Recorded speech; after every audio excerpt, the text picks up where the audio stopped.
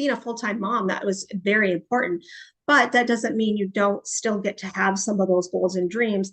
And I think a lot of times we just are waiting for this right time, or this knowing that it's the right time, instead of just making it the right time. Welcome back to the Unlocked Show. My name is Trisha Maxwell. I'm your high performance coach. And today I have a guest that I am super excited about. She is near and dear to my heart, Miss Kristi Huss. She is an author. She's a TEDx speaker and a certified high performance coach. She came from the travel industry, which is really cool because she blends that into what she's doing with coaching. She's spent decades planning transformative trips for clients, and now she's helping them with goal achievement and all the things to just fill up the ambitious person's life. And I just love what you're doing, Kristi, and I cannot wait to share everything that you're doing. So welcome to my show. Why don't you introduce yourself and tell everything about yourself? Wow, I can't tell everything, but yeah, I've been here forever. But yes, thank you so much for having me. I have so appreciated getting to know you. We didn't even know each other a year ago. It's hard to believe that. And even though we're kind of close by, we're not, we're in the same, we'll say Midwest. So I'm glad to know you. And about me, so I am an empty nester now, but I have 6 children, 6 daughters, and even a grandson now. Been married for 30 plus, well, a little bit over 30 years now. And like I said, been a travel advisor and an author, speaker, coach, and really loving melding all of these things together. It's been an interesting journey, including having quadruplets. Was kind of like somebody who plans trips for everyone else. My life has taken a lot of twists and turns, but that's actually kind of fun and part of the adventure. Yeah, absolutely. And I love how you just kind of slipped that in there too. Like, oh, and I had quadruplets. Like, no big, I just doubled my family size overnight. But that was something that really hit home with me about your story, is like, wow, like that's not something I don't know anyone that's happened to. So that's pretty unique experience. Well, I hear that almost every time somebody finds that out. I never met anybody with quadruplets. And if somebody meets one of my daughters, I'll be like, we don't know anybody with quadruplets. So if that's ever on your bingo card, you got that one checked off. So, yes. but yeah, it's very interesting, but it's I don't always try to lead with that. I mean, that's definitely part of my story, but sometimes I feel like it almost is, I would call it a conversation stopper, because people want to ask me about that, which is, of course, it's a really cool story if that's, what we are focusing on. But I usually don't start with that, because it almost is, like I said, it can veer a different direction real fast. Yeah, a little detractor from what you're on mission to do, right? Yeah. Yeah, but it's they're a good supporting topic. And yes, they're definitely part of my journey and why so many cool things have happened, for sure. But yeah, it just depends what we're talking about. But that is a very unique part of my story. Yeah, that's awesome. And so going back into your background just a little bit, what is it that led you to where you are now? Well, I started out, and you mentioned I was a TEDx speaker. So I do have a TEDx talk. And if you do watch that, it's called The Flipping Point: How to Get from the Other Side from No, I Can't to Yes, I Did. And it was a special place for me, because it was actually the college where I delivered it, was where I went to school to be a journalist or a psychologist. I wasn't sure which one. I loved both very much. And after about a year, I let some self-doubt get in my head and left to become a travel advisor, which I also really loved, and started a family. So my desire had always been there, learning more about the way people work, in finding out their stories through psychology, and also writing. I loved writing. But of course, as you get busy and building a career, I was very busy as a mom, as we kind of heard a little bit about that. It took a little while to get back to that. So I had always had the desire to write a book. And when 2020 hit and my quads were getting ready to leave for college, I was going to empty nest. And then we all know what happened in 2020. So a lot of things happened where I had a little more time on my hands to write my book, when travel was not really going on during that time. So it started out with a book, which it was like that desire to write a how-to guide on how to empty nest happily. I saw a lot of sad stuff out of there. And I've always really been into personal development, which turned into people would reach out to me and it was really helpful to them. And it just kind of opened up this new path of how I wanted to help support other people. And it wasn't like this big thought out plan. It's just progressed as you kind of open a door and you start down a path that just continues to happen, which has led me here. That's so awesome. I love how your past love for journalism and psychology and then travel, like you've got all of those in there now, which is really cool. It's come full circle for you. Right. And I think that's what's really cool. I feel like, especially if you're like an entrepreneur or you're trying to figure out if you're going to make a change or, what do I do next? I feel like you always feel like you have to take this, really hard one direction or another. And I shared this in my TEDx talk too. I struggled with that for a long time, like, because I wanted to be good at no matter what I was doing and I wanted to give it my all. But I find with so many people, when we start to just blend and merge the things that we're really good at, the experiences, it makes you really good and unique at whatever you're doing. So you don't have to do it the traditional way. It can actually help make you be better and stand out if you are just putting all those things you really love together. Yeah. So was it 2020 that really kind of was the tipping point for you to change careers, or what was there another driving force there? Well, it's really funny. I wouldn't even consider it changing careers. I just had this desire to write a book. And I never thought I was starting a business or doing anything in that realm. It was just I wanted to get more positivity out there. And it just turned in from one thing to another. I just was really loving to support people in whatever way I could, because I would do that for free. I love this so much. But then it just got to be I was starting to do so much that I couldn't do it all. And it just, like I said, I didn't even think I was going to be in going down the coaching path. It was just because I had been through the experience and I couldn't believe what a difference it had made that's when I started to do that. So it wasn't that I thought of this big, oh, it's time for a change, because I really love what I do as a travel advisor. And I still do that. I call myself a journey facilitator. I love to help people get to where they want to be in the world, but I love to help get people where they want to be in life, where that might be their goals or more fulfillment. And so I still love doing a little bit of everything. So I'm making my own career path, I guess. Yeah, I love that. I love the journey facilitator. That's so cool. And it's such a good correlation too, like where you want to be in the world and in life. I love that. So tell us a little bit more about your TEDx talk and like what led you to even do that in the first place? Yeah, it's interesting because I hadn't met anybody that had done a TEDx talk or even the desire to do that. So it wasn't even something I would even talk about a lot because people would probably be like, what is that? So maybe in a few groups I was in virtually that I knew maybe they were looking to be speakers and things like that. But during this time of, trying to find more positivity, I would be looking for things that would be inspiring and just trying to stay away from negativity or even away from some of the media that seemed dark.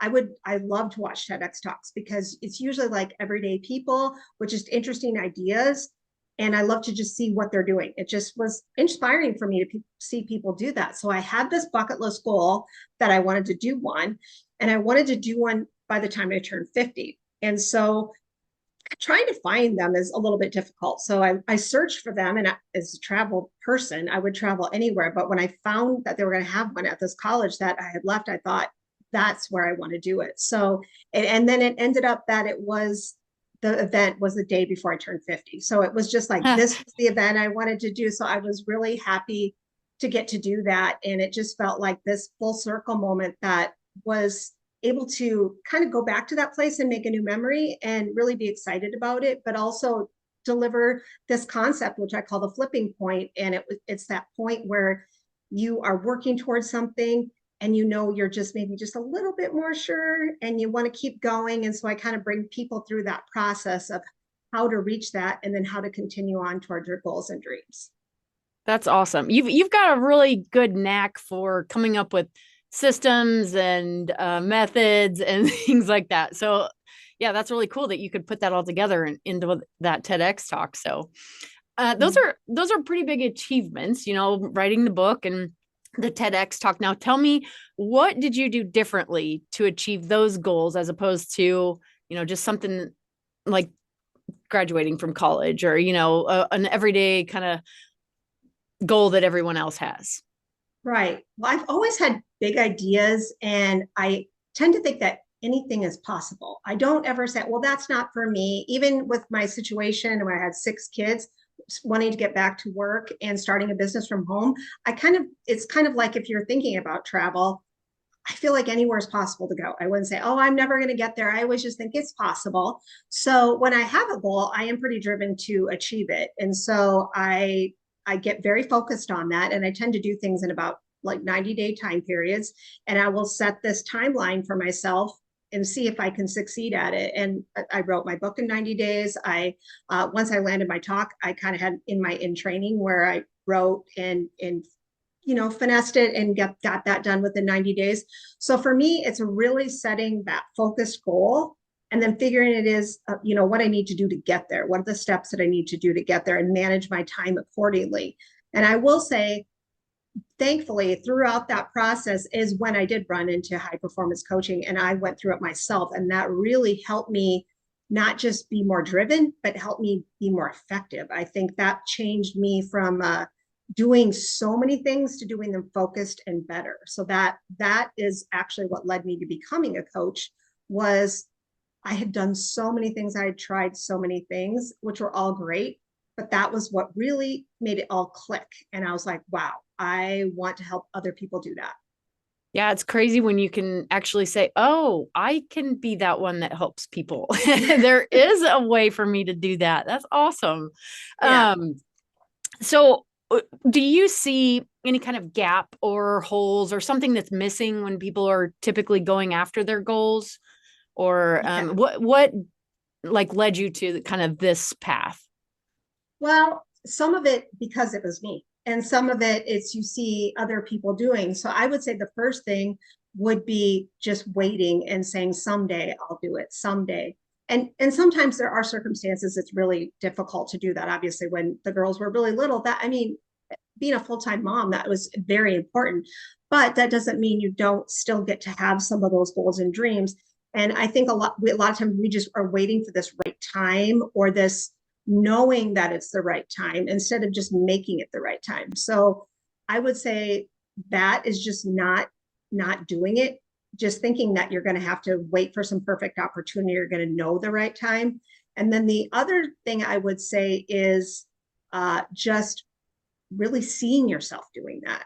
So just, and that's to me why I love tying in vacation and vacation method with it so much, is because people will do a lot when they want to go travel somewhere, but they won't do the same thing when they comes to their goals and dreams. They don't see themselves as actually accomplishing the thing. So I think for whatever reason, some people call it imposter syndrome, or life is busy, but they make all these excuses why it's not meant for them.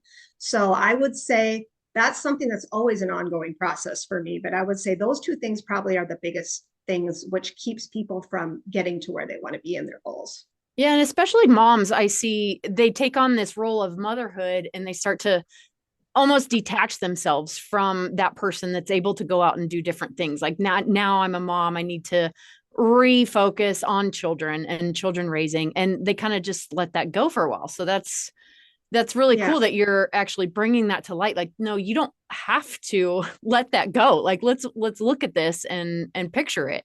And so you kind of mentioned your method. Tell us about this method that you have developed. So it really started as a kind of a challenge to myself. I started to notice a lot of correlation between how I help people plan trips and how we travel and how we want to reach our goals. And once I got certified as a coach, I really started to notice all these things kind of fit. And we leave our comfort zone all the time when we travel, but we're so not apt to do that when we're trying to do other things. And I started to just get really curious about that. And it was a couple of years ago, we decided to move in a home that I've been in for most of my life. It was a big move for us, and we built a new house. It was very difficult because I'd never done that before. It took a lot more than I thought, and we were really busy. And we've had quadruplets, and my husband and I would say that's probably the most trying time for us because it was a lot going on trying to manage the things we had some weddings going on, a daughter that was getting deployed. There was a lot going on. So a big outlet for me used to be travel. And because I'm a travel advisor, I have always been able to go to conferences, experience a lot of the benefits of travel. And that was such a, it was like a recharge for me that when I wasn't doing it, when we had all these other things going on and I wasn't able to really go anywhere just due to time and resources. I was like, I missed it so much. So I started to figure out how can I get more travel in my life? And how can this not feel like such a daily grind of trying to reach these goals? How can I get more fun into it like that? So I really started playing around with it as a challenge to myself. And then I brought my husband in it. And then I started trying it with coaching clients. And I found that whether it be people are delaying travel, or even if they are doing it and they're working really hard, they're not feeling that feeling that we want to feel like when we're experiencing a vacation. So being able to bring that part in, I found it was like really key for people. And it just kind of just happened that way. I didn't intentionally set out to think of that either. You just kind of work with. So did this come after you had written your book and after the TEDx and everything? And Yes. so did you kind of reflect and say, like, this is how I got those things that I wanted in my life? I incorporated these things, or is it just something that you were kind of feeling a desire in your own life with that travel piece? I think it was a couple of things. It was that, I mean, definitely filling in that missing travel piece, but I was curious to find out why that was so important to me. And also I had been, I had been planning things and really structuring things. I had to be very organized and planned when we had such a large family.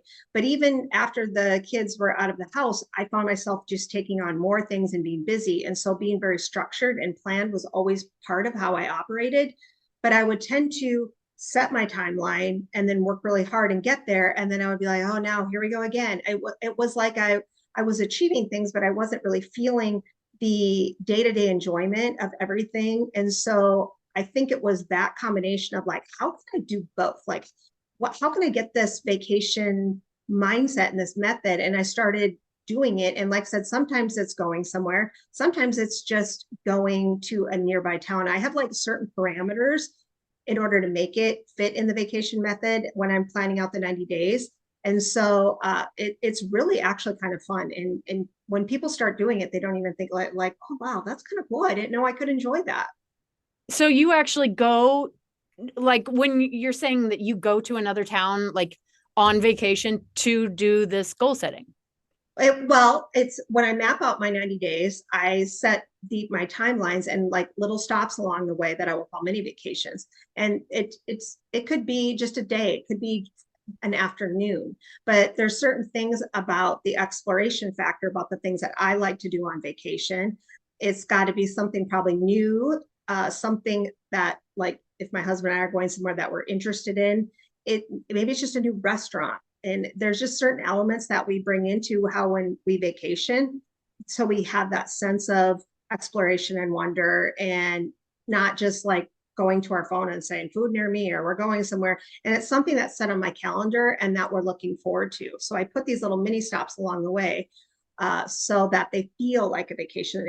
And it like my bigger vacation at the 90 days was right at Christmas time. And we didn't go anywhere, but it was just how I wanted to spend my days around Christmas, like when the kids were going to be around. So it's just how I'm structuring time. And if vacation works, it's great. But otherwise, you can make them as little or big as you want. That's awesome. It's like the little pit stops are kind of little rewards, maybe. Right. Okay. Yeah. So like if you think about one of your favorite vacations, what would one of your favorite vacations be? Probably when we went to Florida. We went to Destin, my family did. Okay. And what was their favorite part of that? The beach for sure. The beach? Yeah. And anything else about About the beach or well, or about the vacation, which made it so great? yeah, just the ambiance and the little boardwalk, area with the little shops right by the beach and the sound of the birds and the pelicans sitting on the post and those kind of things were just really unique and fun. Yeah. Yeah. So that exploration new, and I know where you live, so I happen to know that that's really hard to get outdoors where you're at Yeah. if you're not going somewhere. But finding somewhere where, like, especially in the months that's nicer, that is maybe near water that you haven't been, or that's giving you that feeling of nature. And like you said, even you were describing little shops, little, just little different things. And maybe there's a favorite meal you had there, or something that you did. Maybe it was because you were together as a family, but doing something. You can plan that as like a mini vacation. I know it's not Florida, but you can really recreate some of those things, those elements that you love, and put those into these little mini vacations, and just have something to look forward to. The important thing is you get it set as a date and it doesn't just slide. This is something that's Right. going to happen. It's an Yeah. itinerary Mhm. for your Yeah. goal achievement. I like that. That's really cool. And I love how it brings in that element of enjoyment, and it actually makes you enjoy this process and Mhm. feels rewarding. Yeah.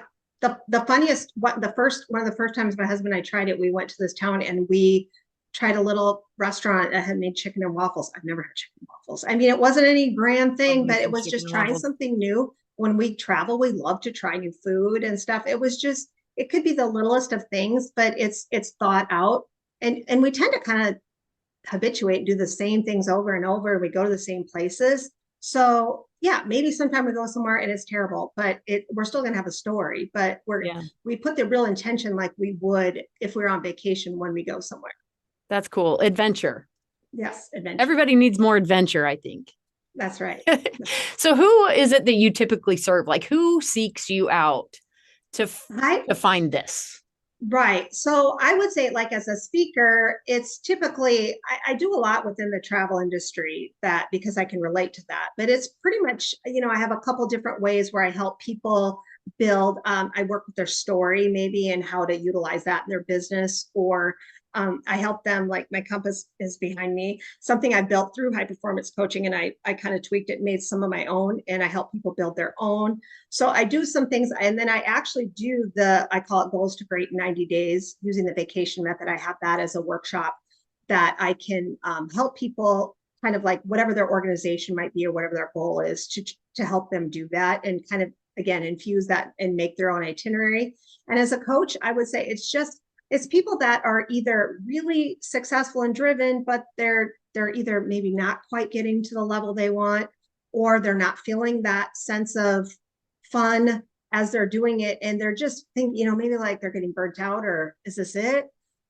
Some of the people I work with are very, very successful, or they're very, I mean, when we're doing some of their assessments, their numbers are very high, but they're just, we can all just do a little bit better in area. We don't, even me, we all have to work on areas that we could do a little bit better on. And it's really easy to have our own blind spots. So when you work, I mean, that as we work with other people as a coach, we kind of help them identify those blind spots, and then they can be like, oh, and kind of help them move them along in that direction.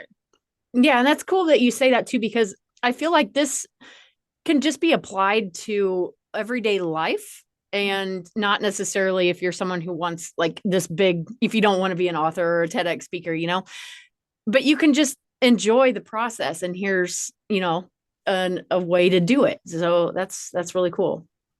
Yeah. And I really, what was interesting is I've worked with a few people that things were so well. I mean, they had everything going so well. It was almost like they needed to dial back. It wasn't about doing more. It was about, they wanted a slower pace. So it was just kind of figuring that out and kind of fine tuning that. So it's not always about people that are trying to do more. Sometimes it's about figuring out where to do less. And so it's different with everybody. Yeah, and that kind of reminds me of Ed Milet. He had talked about, he had achieved everything he could ever imagine, has more money than he could imagine having. But Mm-hmm. looking back, he never had any fun. Yeah. And yeah, that's the one thing, is being able to implement these little things to enjoy life. I say, well, I love words and I love to rhyme. So I say, get more done and have more Yes, I love it. Yeah, fun. you're good at that. So what do you think, like what aspects of this business journey for you have been the most helpful in getting to this level?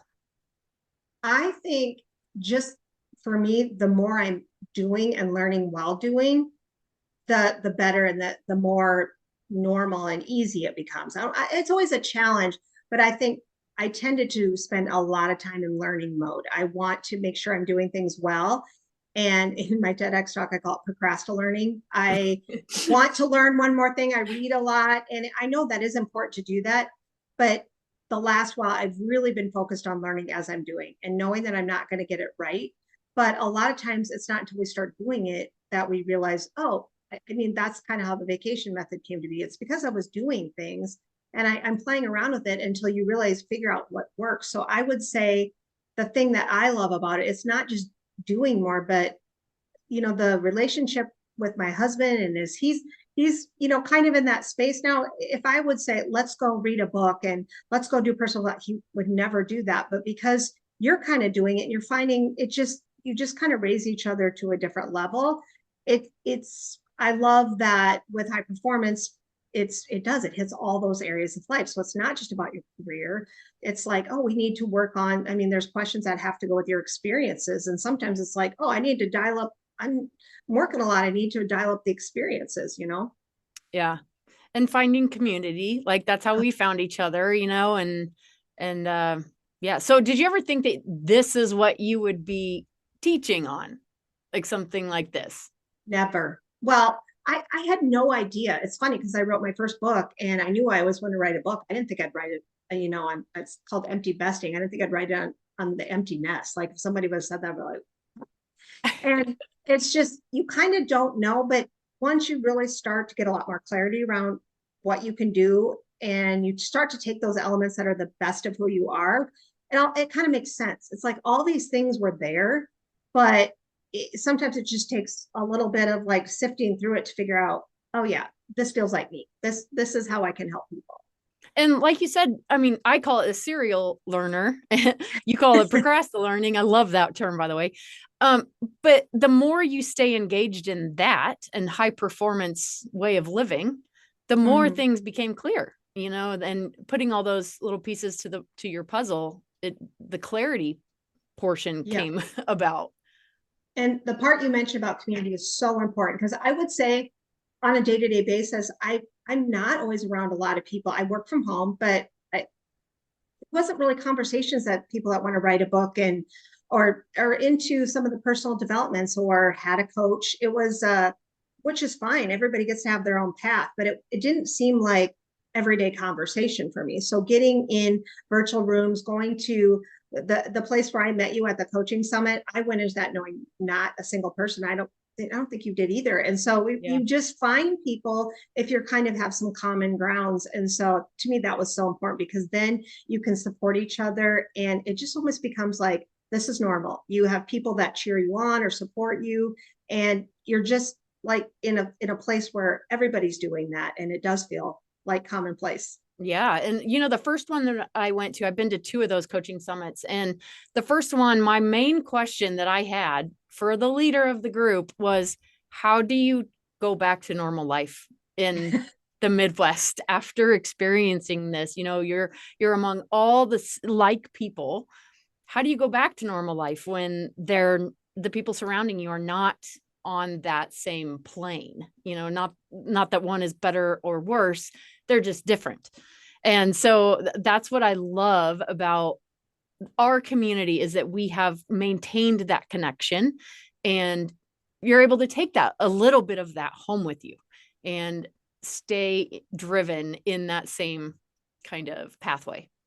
And I would say, I tell anybody, if you want to find good people, get in a personal development community. I mean, like when we're in growth day or fellow coaches, there are people that that's their job is they want to see people succeed. So there's nothing but good people. I mean, I haven't really met anybody bad yet in those communities. So it's kind of funny. It's like sometimes you see a lot of negativity and there's just, I feel like you get the gathering of best people.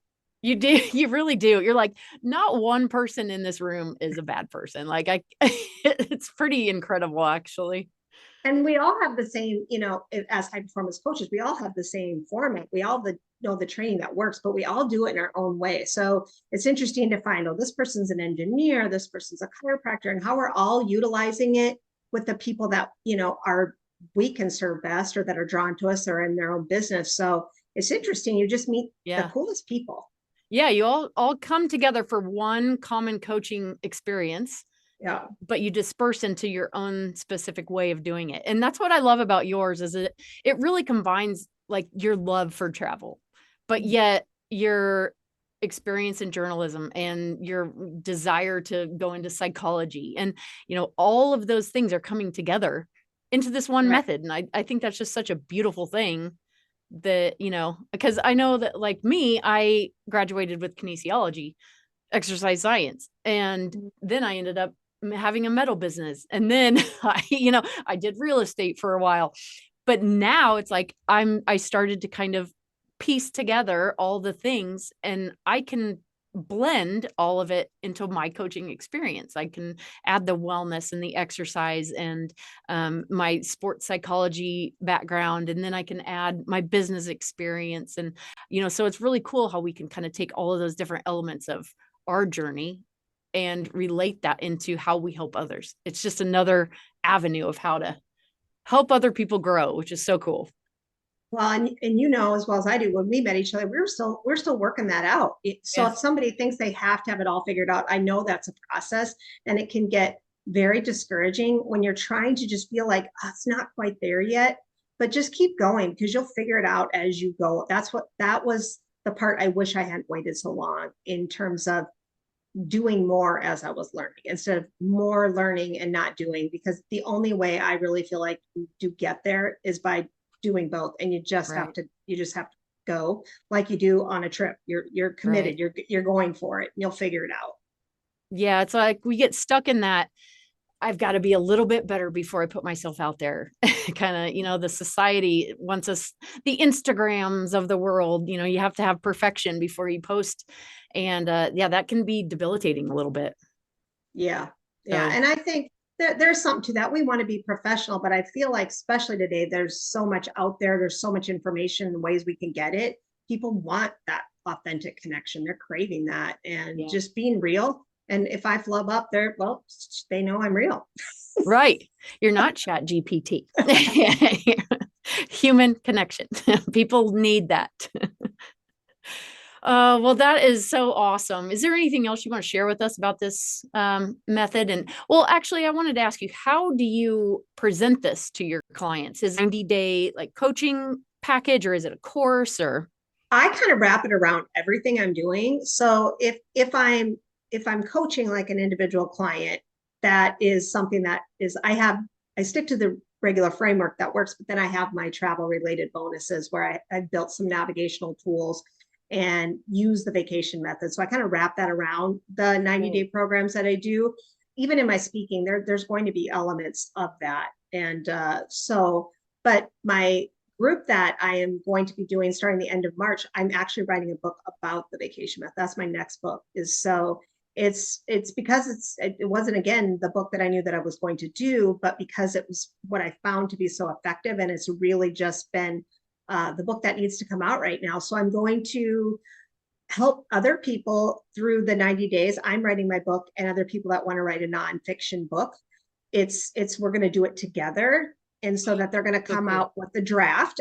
I'm no editor, but I kind of know the process. I've done it before. So that's the next thing on the horizon is there's so many people I found since I wrote a book that are like, I want to write a book. I want to write a book. And I really love for people just to get it, even if that's just their goal, just to have it in their hands. And it's not to be a big famous author, but just help somebody in that way. So that's the next thing I'm going to be doing starting the end of March is 90 days, goals to great. But then we're going to write our book, and I'm going to be writing my book on the vacation methods. That is so cool that you're actually going to be going along that journey with those people too. Ah, so cool. Yep.